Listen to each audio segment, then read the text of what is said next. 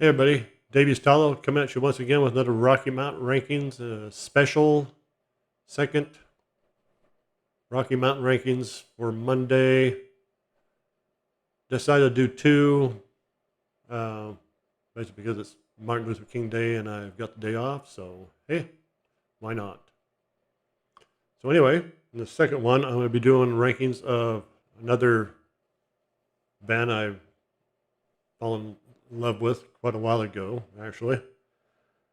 A friend of mine put me onto these guys um, further back, probably the early 2000s.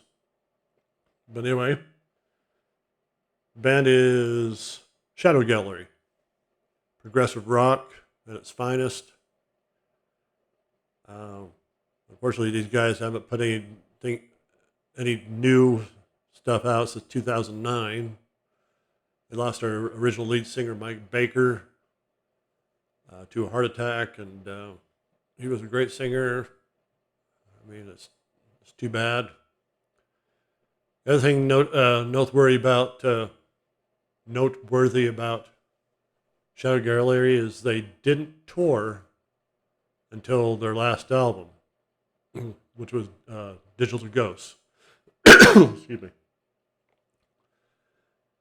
Uh, why that is, I couldn't tell you. I've read where they couldn't get things going or they had other projects going at the same time. I don't know.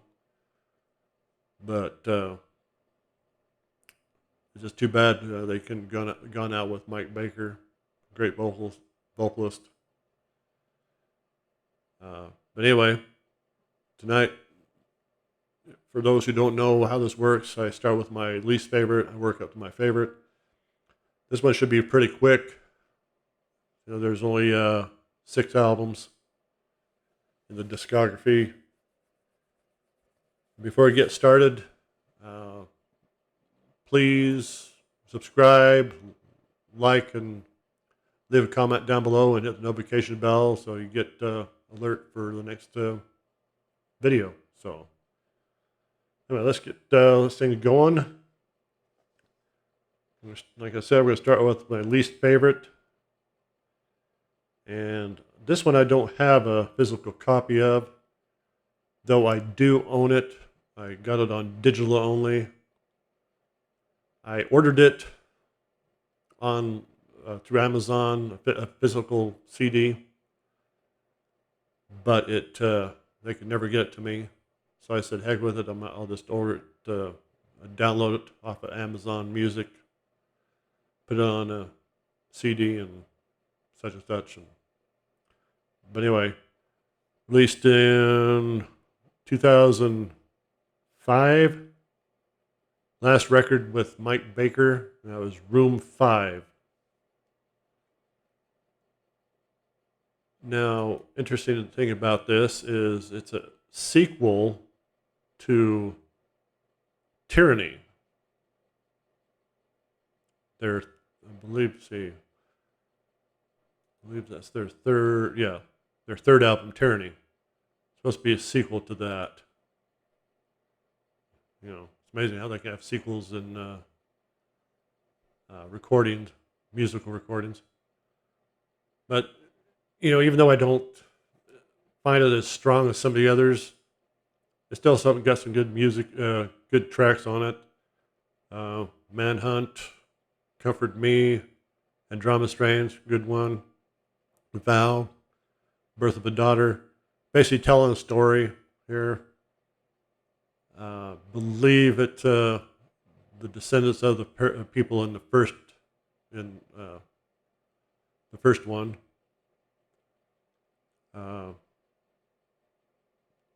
Death of a Mother, Lematia, 7 Years, Dark, Torn, Archer of Ben Salem, Encrypted, Room 5, and Rain. Basically a mystery, kind of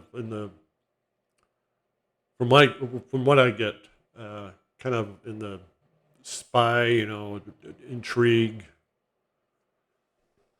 kind of thing. But anyway, I don't feel it's as strong, at least not right now. Of course, things can change. Things can change. So that's the great thing about music. What's not ringing true right now, down a few weeks, few months down the road, could ring true. Totally make sense to you. So anyway, that's number 6, room 5. Number 6, room 5. So anyway, moving right along. Number 5 is, of course, Tyranny, released in 1998. The first part of this double disc. Do have a physical copy. And this is actually the album that got me started into Shadow Gallery. My friend Rick Shields. If you're watching this, Rick, thanks for turning me on to these guys. He got me this, recorded it for me, and gave me a copy. Good stuff on here. Stiletto in the Sand, War for Sale, political intrigue, mysteries. Out of Nowhere, Mystery. Fantastic tune right there. That's one of my favorites. Hope for Us, Victims, Broken. It's like Room 5, it's fixed in 2 acts. And that's Act 1. Act 2 starts with I Believe. Fantastic song. Rose of Thunder, another good one. Spoken Word, New World Order, like that one. Chaste, Ghost of a Chance, and Christmas Day. I mean, just good, solid, progressive rock right here. But one I don't reach for too much, but, things can change. So, number 5. Okay, number 4. This thing's up, yeah.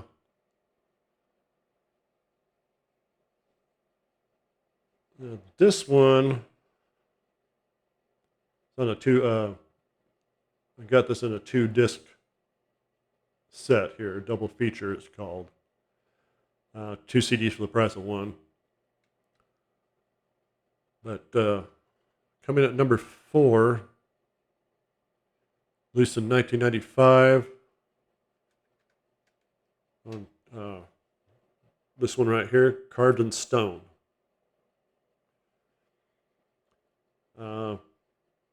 What's real interesting about this one is how they broke it down. I mean, if you look on the back of the CD, it's got 12 tracks. But in actuality, it's got, let's see, 19 separate tracks. Starts out with, see on here, it has Cliffhanger, Crystalline Dream, Don't Cry, or Don't Ever Cry, Just Remember, War Cry, Celtic Princess, Deeper Than Life, Alaska, and Ghost Ship. But you go, in actuality, Cliffhanger starts it out, then you got an interlude, a little 40-second instrumental. Crystalline Dream, love that one. Cliffhanger is a good one too. Then you got another little interlude for 43 seconds. Kind of playing out like a little movie. Number 5, Don't Ever Cry, Just Remember. Then number 6, interlude for a minute 3. War Cry, then Celtic Princess, and then Deeper in Life. Number 10, interlude number 4 for 16 seconds. You got Alaska, then 12, interlude number 5 for 18 seconds. Then it goes into the bombastic Ghost Ship, which is a fantastic track. Starts out with 13, the gathering the night before, 14 Voyage, 15 Dead Calm, 16, track 16, Approaching Storm, then Storm, Enchantment, and then 19 Legend. And actually, I lied, there's 20 tracks. Ending track, which comes out when you put this into your CD player or into your computer. It comes out as TG94 or Thanksgiving 1994 hidden track. So, and if I remember right, it starts out with somebody knocking on a door like that. So anyway, it's really funny how they have on here 12 tracks, and then on this actual 20 tracks. Some not very long, 18, 16 seconds. So, but anyway, Carved in Stone, great one. Coming at number 4. And number 3, we got the debut album, which is on here also. This one right here. And I like this one a little bit better. It's not as long. Well, actually, they're actually not too. Let's see here. How long is Carved in Stone? Okay, Carved in Stone is over 70 minutes long. Okay. So the debut album's only just under 60 minutes long. That starts off with The Dance of Fools, Dark Town, like that one, Mystified, Questions at Hand, The Final Hour, Say Goodbye to the Morning, and ends with the Queen of the City of Ice, which is fantastic. So note the players on all the albums until the last one remain pretty much the same, except for the drummer area. On the debut album is Brendan Allman, Mike Baker, Carl Caden James, Chris Ingalls, and Gary Warkamp. And on that one, the drums were played by Ben Timely. Then on Carved in Stone, Kevin Soferia did the drums.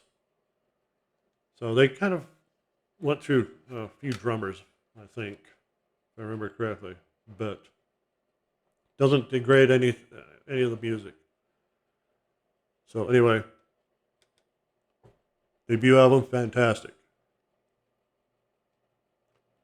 And like I said, they really didn't do any major touring with these. Again, I've heard stories where they couldn't get things going, or they had too many other projects going on. So, hey, who knows? Other than them. So, anyway, moving right along. Number 2. Now, when I first heard this album, I didn't know whether I liked it or not. I couldn't. I listened to it, and I don't know. I guess it's because it's the only one without Mike Baker. And when you have a vocalist, in the caliber of Mike Baker, when he is not there anymore, I mean, and somebody tries to come in and take his place, sometimes it doesn't work. Brian Ashland came in, and I think he did a decent job.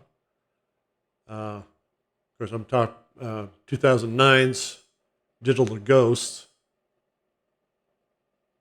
Uh, like I said, it didn't really stand out with me for some reason. But as late, I've listened to this more and more, and I've really fallen in love with it. I mean, it's sure you know Brian's not a is not Mike Baker, but you don't want to copy somebody. But a lot of the time people compare current players with old, former, and it just gets messed up. I just and I'm guilty of that myself. Comparing, and you really can't do that.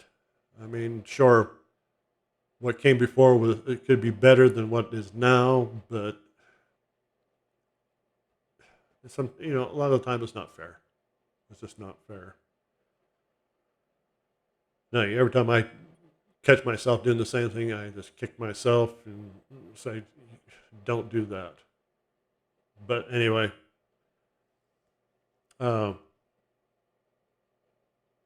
they lost Chris Ingalls. He decided he'd had enough when Mike passed away.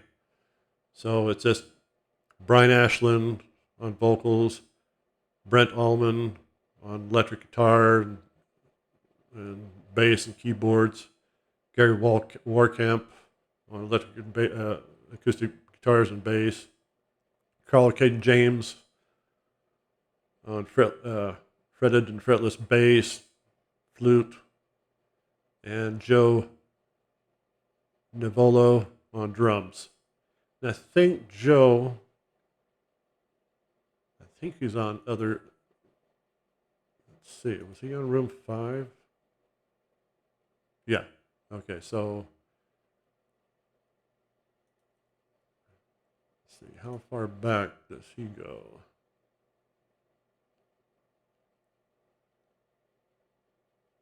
Doesn't say.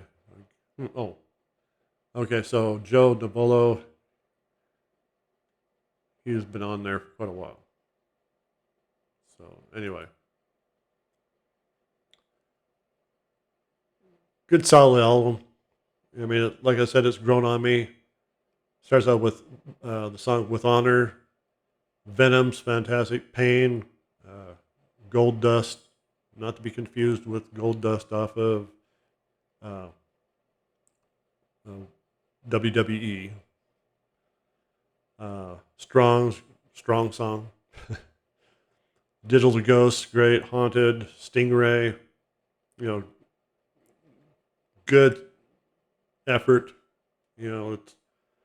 I think Mike Baker would have been proud of the guys on this one, and Brian Ashland. I think he came in, stepped, did what a lot of people would be nervous to do, and, you know, replacing somebody like Mike Baker.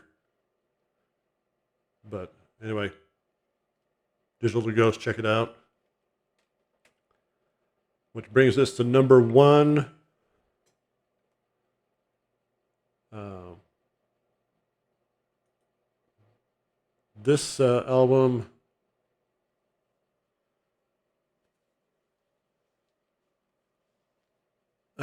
Prog at its finest, Prog Rock at its finest. Uh, it's not,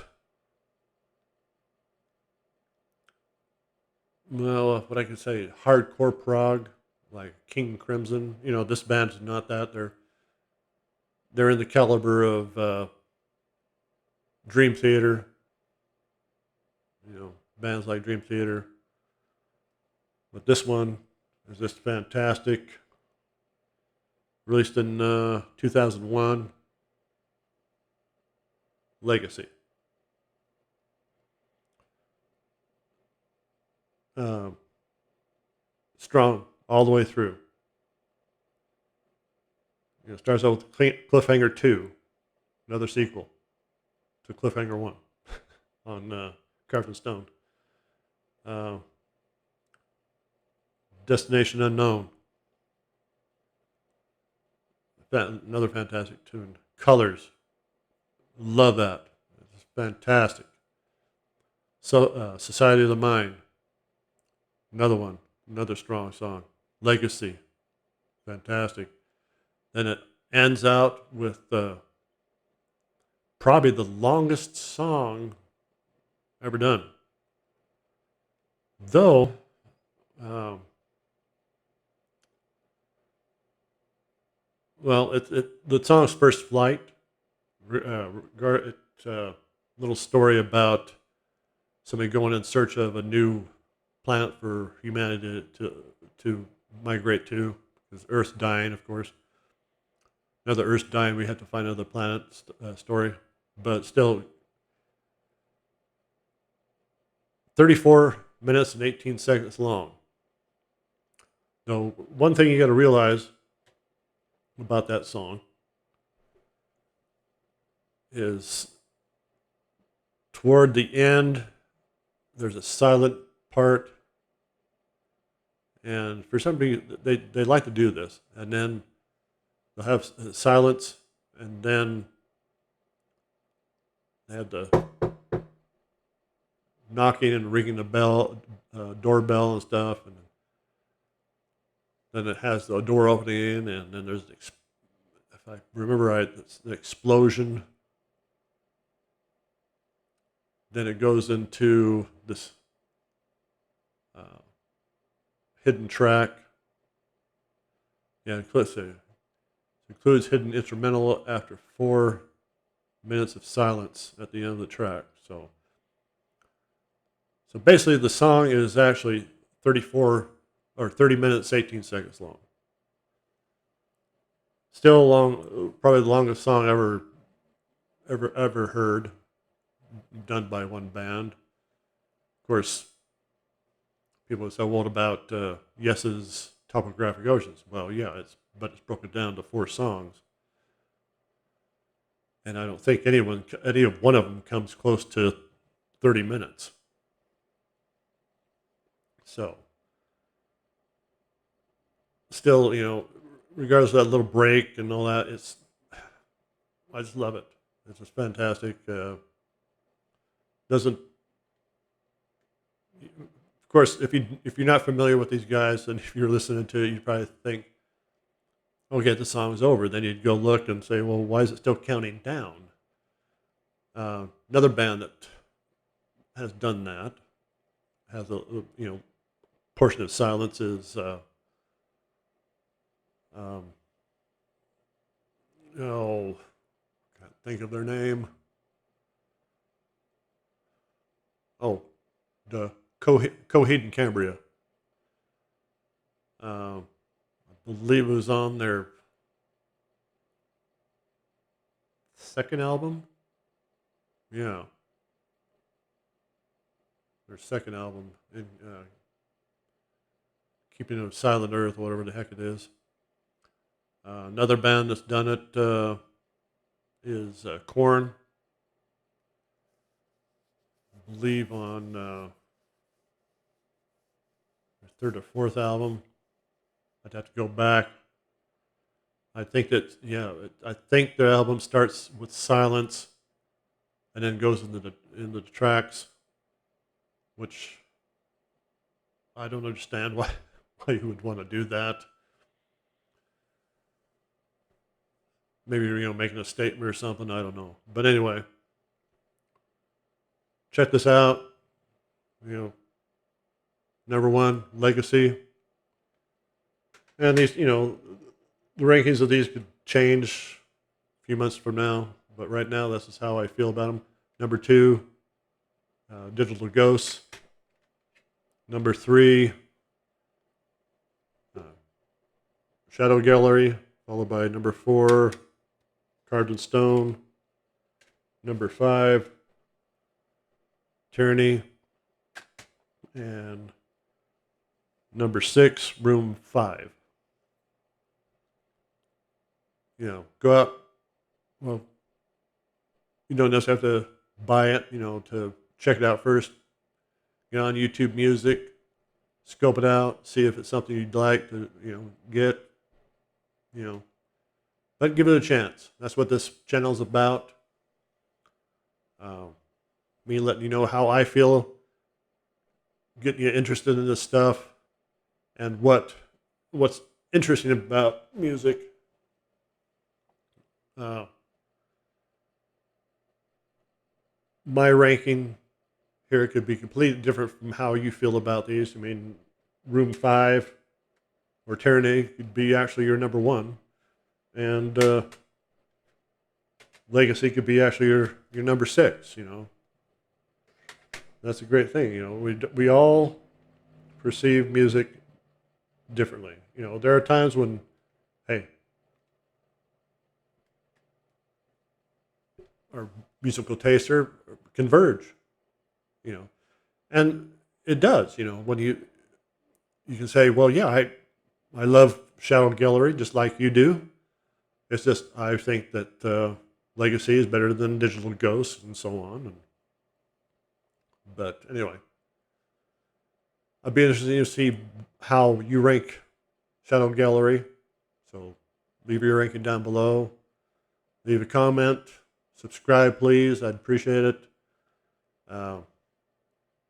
Notice that I've got 100 or almost 150 views on my little rant on Judas Priest when they announced they were going to go out as a 4-piece. It's funny how something like that can get people really going. I know it did me when I heard it, but luckily they heard the fans, though I have been told that they came off like, well, we just changed our minds. But I have a feeling that we let them know how we feel, and that what we feel is that no, 4-piece band, Priest does not work. So, but like I said, they're coming off as, well, yeah, we were going to do that, but we had a week to think about it, and we decided, we decided to go out as a 5-piece. I mean, yeah. To which I had to tell Rob and them, say, oh yeah, sure, Rob, sure, Richie, sure, Ian, sure, Scott, yeah. You go to the mirror and continue to tell yourself that. Maybe someday it'll be true. No, sorry. So anyway, there you have it. Ranking of Shadow Gallery. Not a long one, but I just thought it'd be interesting. And revisiting these albums and these bands, I just love it. That's a great thing about music. It's there, waiting for you. Anytime, just go in, put it on, and where you go. So anyway, have a good Martin Luther King Day, and we'll see you next time.